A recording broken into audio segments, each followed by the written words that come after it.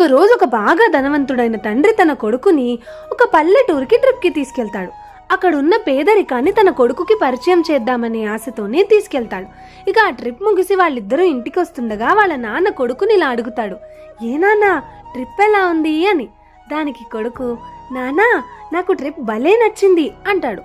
దానికి వాళ్ళ నాన్న, అవునా అక్కడున్న పేదరికం నీకు ఎలా అనిపించింది అంటాడు.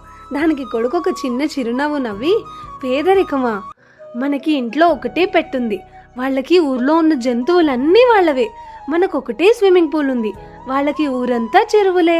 మనం ఫుడ్ కొనుక్కుంటాం నాన్న, వాళ్ళు పండించుకుంటారు. మనం ఇంట్లో ఎల్ఈడి లైట్లు ట్యూబ్ లైట్లు పెట్టుకుంటాం, వాళ్ళకి ఆకాశంలో ఉన్న నక్షత్రాలన్నీ వాళ్ళవే. మనము మొబైల్తో స్పెండ్ చేసే టైం వాళ్ళు ఊర్లో ఫ్యామిలీస్తో స్పెండ్ చేస్తున్నారు.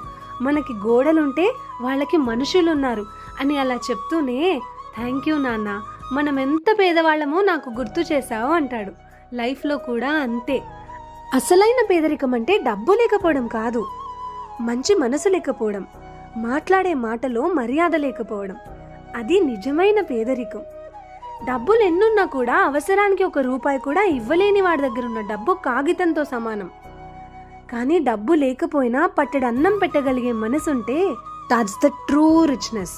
Poverty is not about the pocket, it's about the attitude. మనకి మనం సంపాదించుకోగలిగిన అసలైన ఆస్తి విలువలు, నిజాయితీ, మంచితనం, ఇలా ఇంకెన్నో. డబ్బు లేకపోవడం టెంపరరీ పావర్టీ, కానీ మంచి మనసు లేకపోవడం పర్మనెంట్ పేదరికం. ఏది కావాలో నువ్వే చూస్ చేసుకో. ఒకసారి ఆలోచించు.